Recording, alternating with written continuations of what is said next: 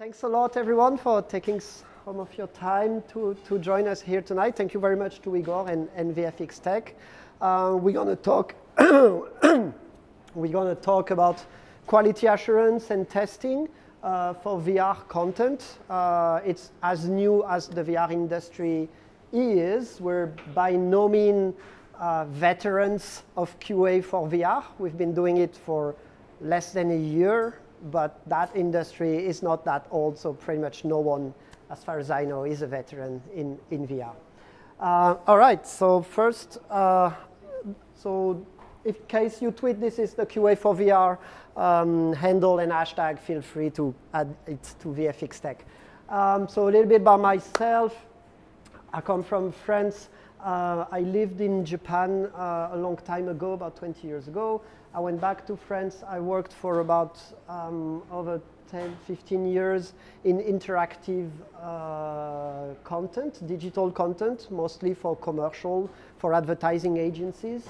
I co-founded a studio in Paris. I came to San Francisco later on to work for a British company. All these years over there means a lot of Flash, in case some of you have heard about this prehistorical technology, and also meant growing some creative company in the digital creative content space. Since 2015, I joined a Japanese company. I'm one of the partners in that company, and we're involved in digital production as well as VR. And this year, we started a specialized service for quality assurance and testing for VR content. We're headquartered in the city of Sendai. It's the region of Tohoku in Japan, the region that was hit by the earthquake and tsunami about 6 years ago in 2011. And this is what led to the creation of that company, as you can see here. This is who we are and what we do. We have about 100 people in Japan. We have a small team here in San Francisco, where we mostly do client services and business development. We work with US-based clients and get all the work done back in Japan, which is in line with our initial mission statement. We do digital content production. We do QA for web content. And we do QA for VR and AR content. This is what we're going to talk about tonight. This is some of our clients for all of the different activities we have. About VR, this is a few technical words and a little bit of jargon. We could spend a few seconds, a minute on that. And how does that sound to you? Is it all stuff you have no idea what's over there?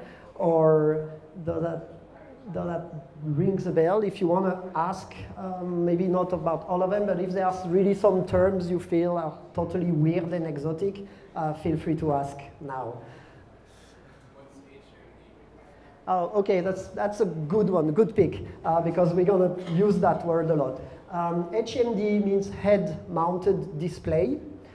When we talk about VR, that definition is important because it can be 360 videos, it can be very elaborate video game. For many people, VR is when you look at a video on YouTube and you can move your iPad or your smartphone and the content moves.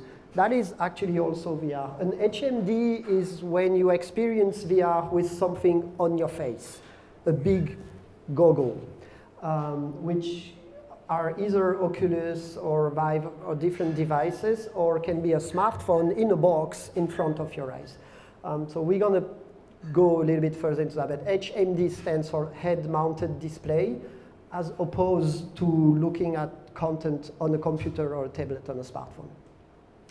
Okay, one more. What's MR? MR? Oh, MR is mixed reality. We've reached a point in that industry where there's VR, virtual reality, augmented reality, cross reality, mixed reality. So these are all like kind of buzzwords. MR is mixed reality. It's when there's a blend of when you still see the real world, and you have overlays of content above that. We're not really going to talk more about this tonight, actually. Okay, and definition still, quality assurance. So from the very general definition of quality assurance to a definition that is more, that relates more to creating products and services.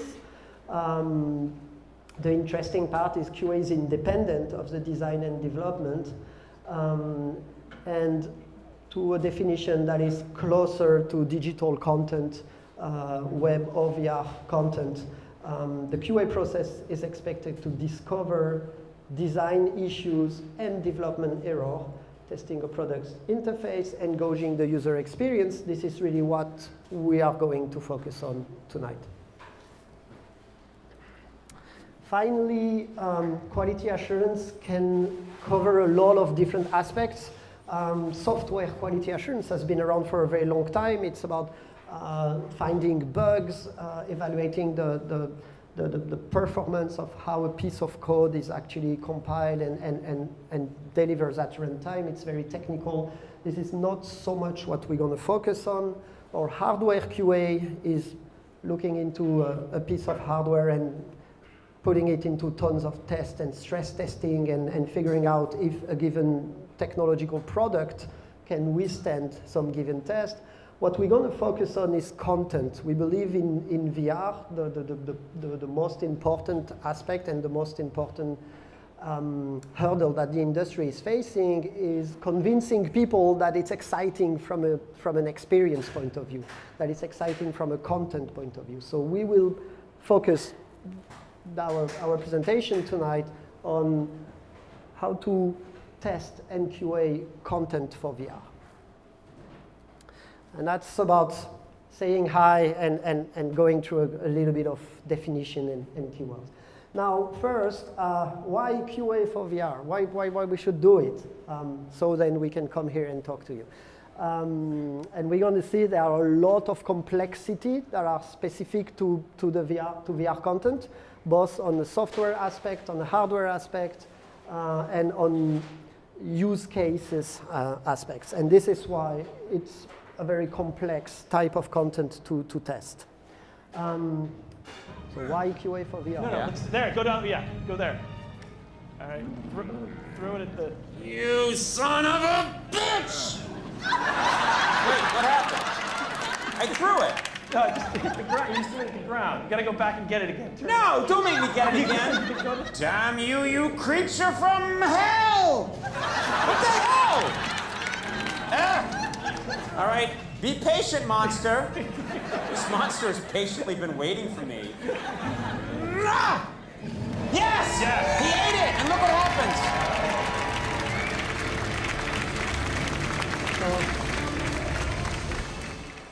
And this is another aspect of QA, more hardware related. So, just hug that on your face there. Obviously, it's blowing into your face the whole time.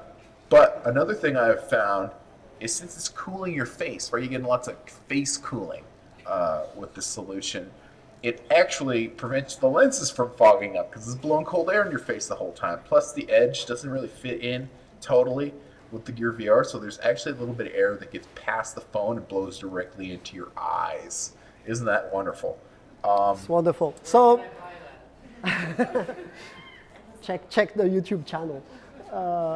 So yeah, this is why we probably need to do some QA and testing for VR. There are some UX challenges, as we saw in the first video, how to understand how things are working, and some things are sometimes not working, and hardware and technology related challenges. As I said it just a few seconds ago, VR has one big focus. It's user experience, as we just saw in these two videos. Because it's the first time the content is so close to our eyeballs, the content is so close to our body, a lot of new aspects of comfort and immersiveness of the content experience are appearing with the VR media. Okay, so first problem, the HMDs, the head-mounted display. The offering on the market right now is very diverse. It ranges from high-end devices, which are HTC Vives and Oculus Rift currently, which are the top of the range, devices that have high resolution display, high frame rate, but needs to be hooked to expensive gaming computers. So you're looking for a solution that costs several $1,000s if you throw in the cost of a high-end gaming computer plus the cost of the device, the Googles, but it delivers really cool, immersive, high-end VR experience. You have another segment, which is console VR. Currently, Sony is occupying that space. Microsoft is catching up and is going to be there pretty soon. So this is an all integrated environment when one HMD has been designed to work with one given game console, the PlayStation. So once again, high performance hardware, dedicated chips and graphic acceleration that can deliver very high-end experiences. Then you have what we call the premium mobile VR. Most people know or have heard about the Samsung Gear, which is a box more or less improved where you actually put your smartphone in. And there's quite some diversity of devices over there. Some of them are really just a plastic box with plastic lenses, and some devices are more advanced. You can tune something. Some devices deliver audio, stereo audio to the user. But when we reach that space, the computer is the smartphone. When we're on that side, the computer is a $2,000 gaming PC with the super advanced graphic cards and 3D rendering capabilities plugged in an $800 HMD. So obviously, you don't get the same experience, and obviously there's a need to test content where it's been designed to be deployed across all of the different headsets, which quite a few of VR content producers are doing. And that doesn't stop there. What the previous slide was what we most commonly have on the market, but there's a lot coming. 2017 and 2018, there will be many more headsets with different capabilities, different level of performance. These two ones on both sides are actually augmented reality devices, so they serve slightly different purpose, but some content will be created across these different platforms. This is an interesting piece. It's a Fujitsu. These two ones, the Fujitsu and HTC, are probably what the industry hope will bring VR to a much wider audience. The device we saw on the previous slide were expensive and specialized. These two ones are wireless standalone VR devices, which mean they can offer almost the same power of the high end, but you don't have a cable and you're not connected to a gaming PC. All the computing power, the battery, the hardware, the connectivity is all self-contained into the headset. So new products coming on the market that will require testing different levels of performance. And these are products that are available on the Chinese market. Because we're a company with locations in Asia and in the US, we see a lot of other products that are coming out on the Asian market that don't necessarily always come here. Then, as we said before, the high-end devices requires PC. And here you enter the world of PC hardware configuration. There's no limit into how many different graphic cards and CPU and RAM and et cetera, configuration you can use. All of these components will impact the quality of the experience. There's the software aspect. There are different softwares used to create VR content. There are 3D engines, because VR is a 3D environment. Everything that is made in VR is running into a 3D environment. So you have Unreal, which is a very established game development engine that is now used to develop 3D content. Unity is emerging as the most commonly used platform for I would say, a lower barrier of entry to VR content development. JIRA is a solution from AutoCAD. It's more towards industrial application. So these are different development solutions, different game engine, and there's of course there's a whole pipeline. I'm not getting too much into detail, but that means that not all of the content will be consistent. There's an emergence of web VR, which is experience VR through the browser. It brings all of the problems of basically web-based content and cross-browser testing. And as we saw, your content is either going to run on high-end HMDs such as Oculus or Vive, or it is going to run into smartphones, which means Android or iOS, which means, once again, different environments, different systems, and that means more and more and more room for discrepancies between different versions. And without getting too much in details, there's, of course, all the aspects of live action, cinematic VR, which has its own production pipeline and uses an array of software. In addition, that was the creation part of the software. There's also the distribution part. VR today is distributed through different portals, different distribution channels. Of course, the Oculus and HTC Vive have their own distribution portal. Companies like WeVR, Wevin, JauntVR are developing their own distribution and players. Netflix is now offering its own VR point of access with its own player, and there's specialized VR content as well. That means there's no standard. That means all of these companies have developed their own distribution platform. One big missing piece here is Steam, which is one of the main way to obtain VR content as well. And a content that is running here or here or here might not actually deliver exactly the same experience, because some of these companies have built their own VR players which deliver the content to the users.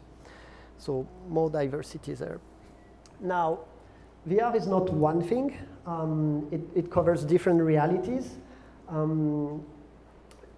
We can endlessly create groups and subgroups.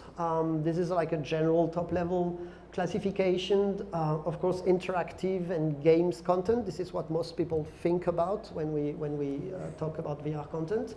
Video games that are immersive video games where the player is at the center of the action. Cinematic VR is non-interactive, mostly linear content, where you are viewing a story unfolds in front of your eyes. You can either be a part of the story, or you can be a third person viewing what's happening. It's either made with CGI and computer graphics animation, or it can be live action, real live capture with 360 videos. There's all the apps and applications of VR for business, for professional application, for productivity, whether it's for communication, for training, emergency response, medical research, situation simulation to put someone into a given situation for training or education purpose. And then there's everything that is under the art and experiential space, which sometimes is a blend of a little bit of everything, and which is also a very interesting space. So finally, there's also a lot of variety of use cases and different situations. Some VR content is created to be experienced sitting. Some VR content is created to be experienced moving into a given space and being followed by trackers. If we speak about the high-end HTC Vive headset, it gives you the ability to move around into the virtual space. It's called room scale experience. So very, very different type of experiences. The audio can play a very important role. Content can be downloaded or streamed. You can be into a single player experience, a multiple player experience. What we call the vision or the presence aspect is also very important from a narrative point of view and covers a lot of different realities. And finally, there's different type of controllers. Some new controllers are appearing on the market. Some content requires interactivity and controllers. What the developers have created in terms of fallback, if you don't have controllers, can you still go through the experience? How much of the experience is being delivered? This also brings a lot of diversity in VR experiences. So the purpose of that section before was to show how many parameters and how many diversity and combination can create a lot of variety for VR content. And all of these different variables will impact the quality of the user experience and will address how that should be tested. Next is, what do we have in our QA lab in terms of setup, in terms of hardware, software, setup, process, and staff, of course. So let's explore. So of course, obviously, in the QA lab, there's a lot of hardware. There's a lot of PC, mobile, and VR hardware. Because most of the VR that is being talked about is high-end VR for the top-of-the-line headset, but actually most of the people are experiencing VR through smartphone-based VR. So it's very important as you engage in QA to maintain a very, very large inventory of smartphones so you can reflect the reality of the use base, and including all the different HMDs that are coming out. And these are the high-end stuff, so the Oculus and Vive HMDs. Yeah? In the previous slide, and it might be a little bit off-topic question. So you're dealing with a lot of phones, right? How do you guys go about imaging all of them? Because you have such a different variety of phones, keeping track of like the software of each phone. I imagine it's a huge challenge. Yeah, we have someone dedicated to the inventory management and a special way of finding them. All the phones are locked, so they cannot upgrade, they cannot update their OS because it's extremely difficult. It's almost impossible to downgrade an OS on a phone. So we all keep an inventory management with barcodes and etc. And we prevent the phones from upgrading. So we have about 3 or 4, sometimes more, of the same phone with different OS version. Is that your question? Yeah. And there's like special places to put them back. There's actually more than that. There's like really a lot of phones. So these are the VR headsets. When there's any new product that is offered to the consumer, we buy it, and we of course we start working with it, so then we can offer it to the people we work for. A little note on the hardware PC. We should offer a lot of variety in terms of configuration for PC. So we store a lot of graphic cards, and we use PC enclosures and type of card that allows us to easily change the internal components, which includes the CPU, the graphic cards, and also the hard drive, so we can boot on a lot of different operating systems, which is what we see here. Beyond maintaining a very big inventory of hardware, you need also to maintain boot disks and keep track of a lot of versions of operating system. Right now, VR is mostly Windows-based, but Mac is catching up, so probably in a few months, there's going to be a lot of also testing on Mac OS as well. OS smartphones cannot be downgraded easily, so there's a lot of hardware duplicates in inventory, so we can test the same hardware across different operating system versions and different browsers. We also use a whole array of softwares that allows us to measure performance and get some quantitative data on what's happening. So this is a whole, I mean, it's a list of software. Most of them you can see by their name more or less what they're doing. They're either used to measure what's happening at the CPU level, the graphic card level, the display rendering level, and some of them allow us to capture the test, so we can capture what's actually happening when we're testing, measure aspects like frame rates, graphic accelerations, etc., etc.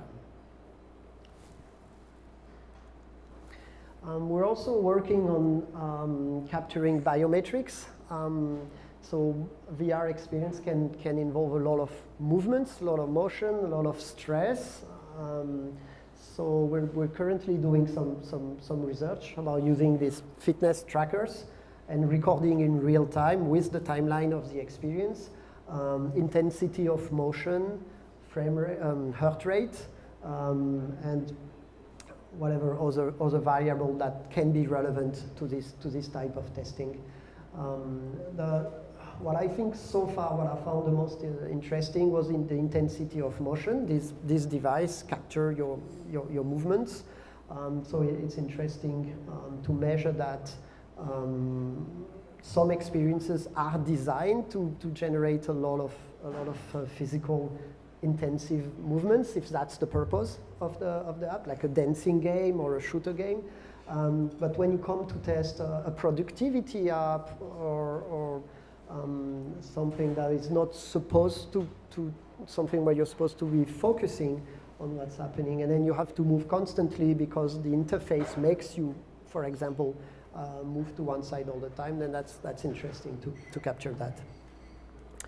We're also working with providers of analytics data capture. So these companies have put together plugins that are added to the build of a VR content, and that will capture a lot of data, and that will capture aspects that really relate to the quality of the experience. So that will allow us to augment the findings of our testers, which are more like on the qualitative aspects, with data captured directly at the software level, as you can see here. And finally, we use reporting software. Once you've done all of your tests, once you gather all of your data, you need to communicate with the content developers, and you need to communicate in a professional and controlled way.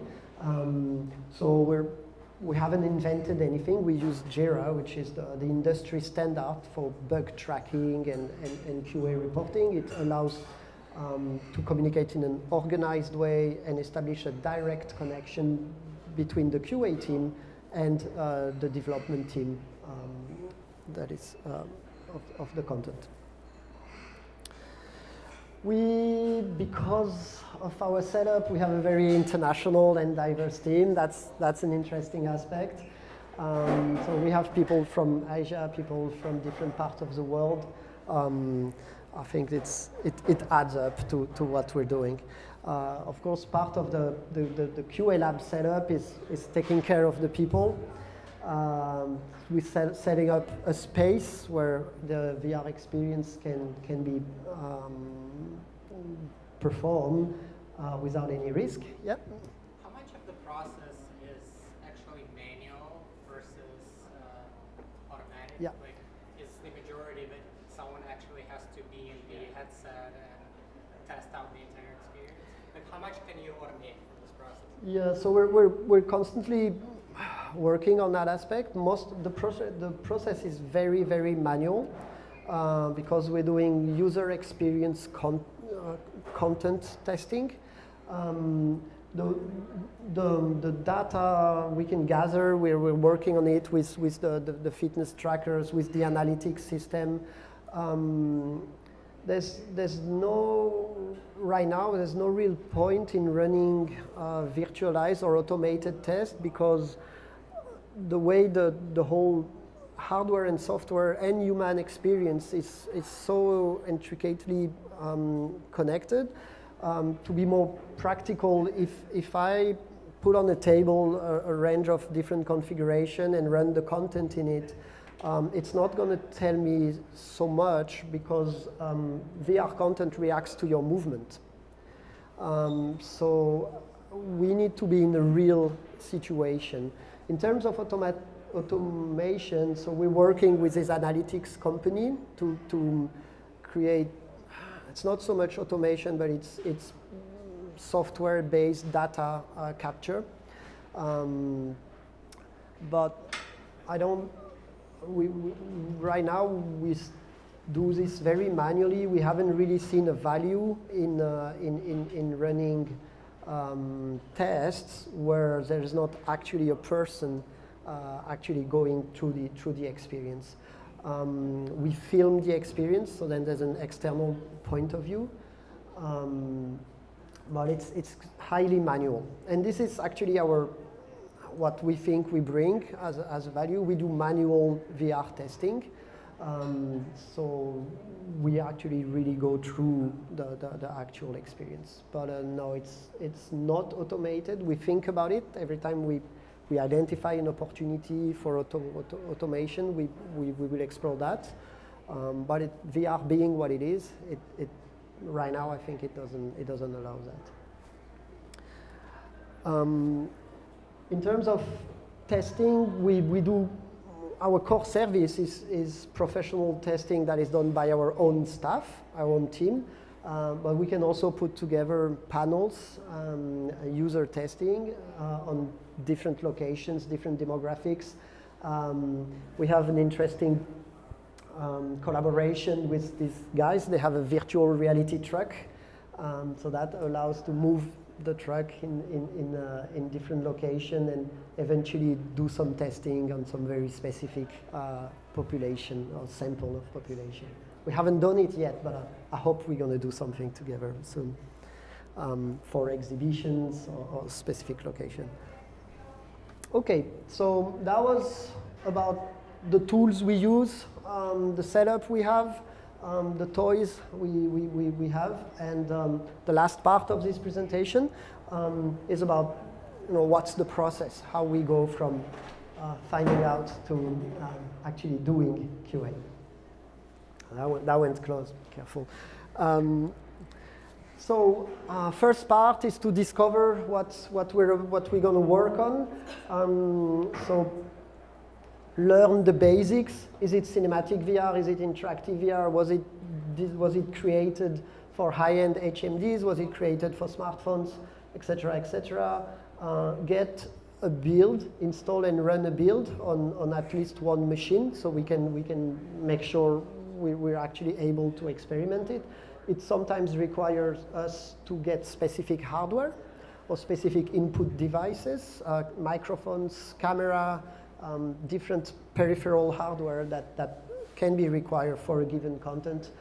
And then we engage with the people who are actually building that content and discuss with them what are the expectations of that QA round. Do they just want us to go through the whole experience like any future consumer, or do they want us to focus on some specific areas or specific aspects, whether it's related to the experience, to the hardware configurations, etc., etc.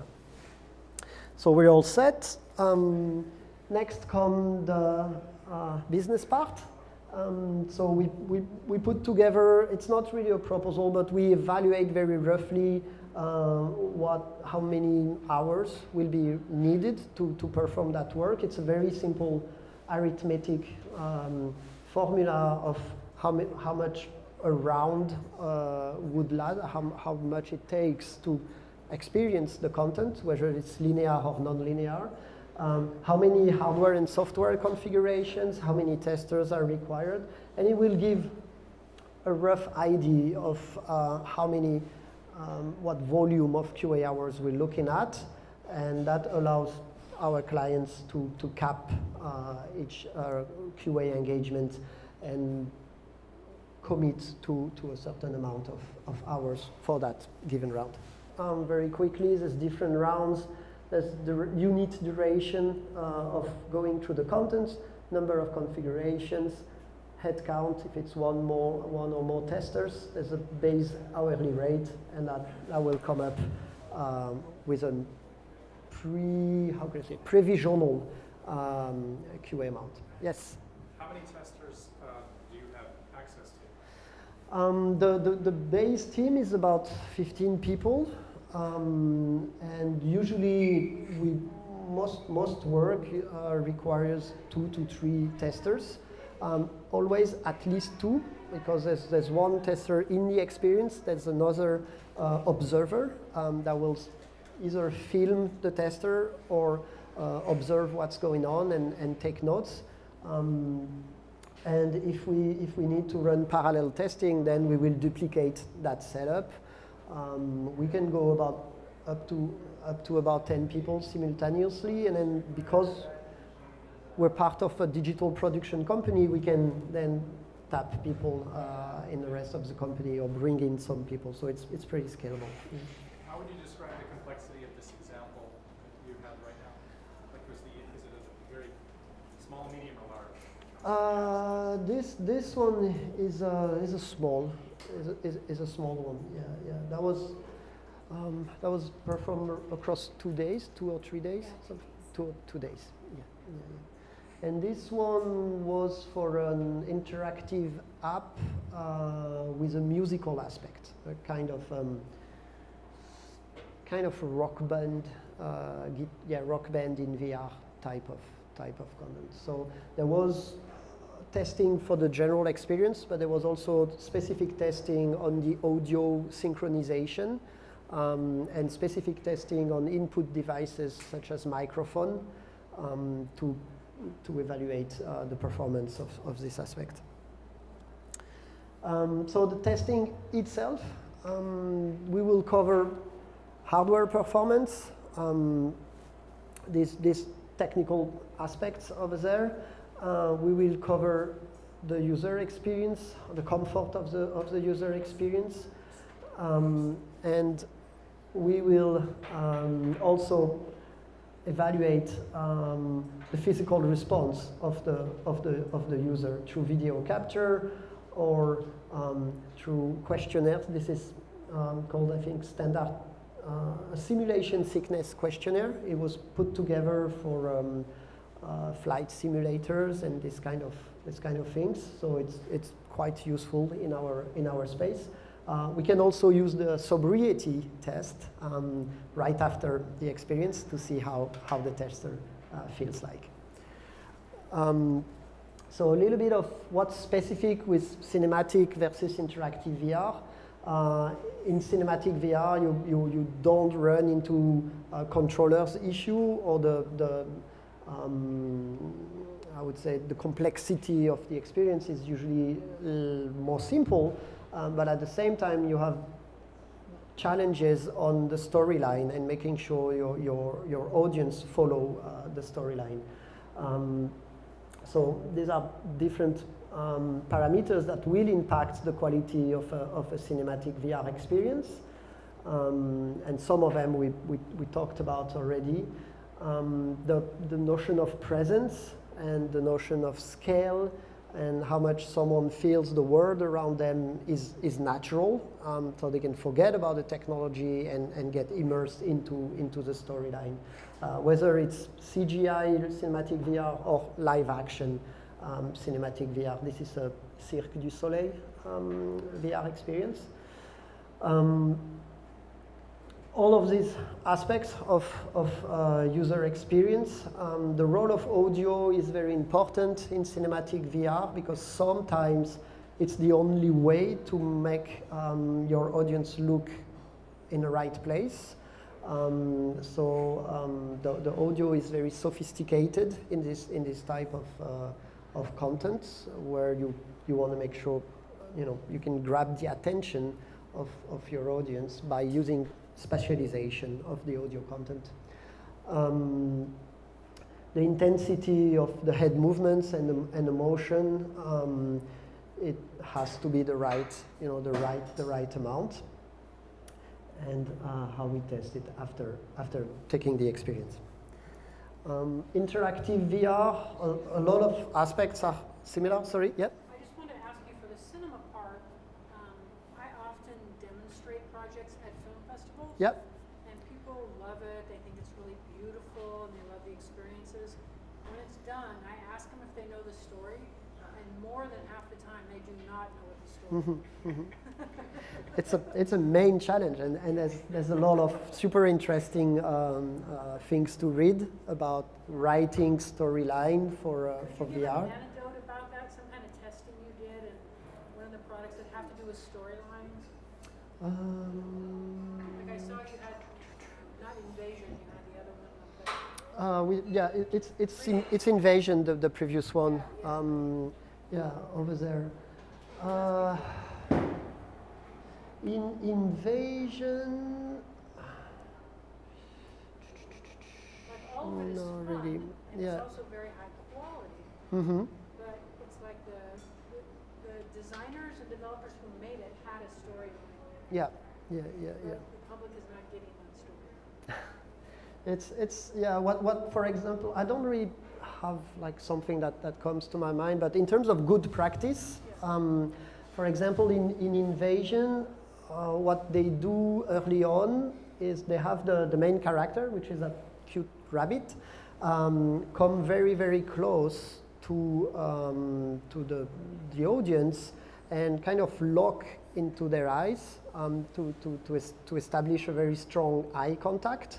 And that's very key to what's going to happen during the next 7 minutes or something that this short animation lasts, because by having the character acknowledge the presence of the viewer and look straight in the eyes, it's creating the connection, and then the creators hope that for the rest of the experience you're going to keep watching that bunny specifically and not a bird that is flying over there or something like that. So they went into that thinking that there's a need to create the connection and to establish it very strongly, and that will allow the rest of the story to unfold. Another super, I think, interesting aspect of the narrative in Invasion is at some point that bunny is facing some mean aliens, and the character is actually going behind yourself to hide from them. So you protect him from the evil guys, which is a very interesting narrative angle also. You turn around and you see that the bunny is actually behind you, and the bad guys are looking, front and left, and they can't see him. So these are good practices and good ideas that they put into their VR narrative storytelling. In live action VR, audio is quite important if you need to indicate an action is actually changing position by triggering some sound on the side. Interactive VR, so a lot of things are similar, but controllers and complexity of the experience comes into play. Single users versus multi-users, these are all using 3D CGI rendering engines, so a lot of 3D rendering performance it comes into play, which can involve devices heating, especially smartphone-based VR, that can overheat right on your face. And there's aspects of all the aspects related to controllers and input devices and the calibration, the onboarding in the experience. So these are more aspects more specific to interactive VR and games. This is how a reporting looks like. So in that case, this is when we tried ourselves, when we went into testing Baobab Invasion. So this is a 3D engine glitch, I would say, from a content point of view. As I said, at some point in the story, the little bunny goes behind you, but at some point you can yourself go inside the bunny, and that's not okay. So this is an example of how a report looks like, with all the communication aspects. And here we're going to see later, we post screen captures, video captures, screenshots to illustrate what's happening, in addition to a very structured description about what's happening on what devices, what you expect as a result, and how to reproduce the problem. Timeline-wise, it's quite fast because we tend to do short rounds of repetitive QA, because by essence, right now, VR experiences are quite short. We don't have yet a 90 minutes VR movie. Felix and Paul in Canada are working on that, but it's still quite short. And it's a pretty quick turnaround time. Of course, the value comes from the iterative process when we repeatedly test the same project as it goes through its development timeline. And of course, testing that what supposedly has been fixed was actually fixed through regression testing. One slide about why it's great to have an external QA team rather than an internal one, because you can call us, is a good reason. But mostly, I would say, these three top lines, in consequences, they create that. We are NBS, we're not from the team who created the content. We don't know the history of the project, so we come there with, obviously, a fresh eye. Maintaining all this hardware and software and using them strictly for QA means that after each use, everything is resetted, all the content is deleted, all the machines are put back into their kind of factory settings, and all these software and hardware are used exclusively for QA. That's something that is quite crazy to maintain, and unless it's what you do as your work, it gets out of control very quickly within an organization.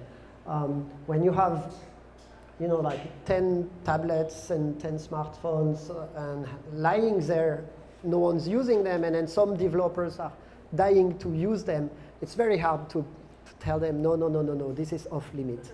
So you can see that's one of the big aspects. And of course, there's specialized process, specialized tool, dedicated staff and facility, which in turn makes it way more cost efficient and time efficient to rely on an external specialized team, in my opinion. And yeah, I think that's about what we wanted to share with you tonight. And of course, we're all doing small steps in that field and learning as we work with content creator. It's interesting. Our position as QA because we can see a lot of very, very different type of content. And hopefully we will be able to gather much more knowledge and then share this with everyone that is involved in this industry through reports and white paper and things like that. So we're very much looking forward to that. Thank you very much.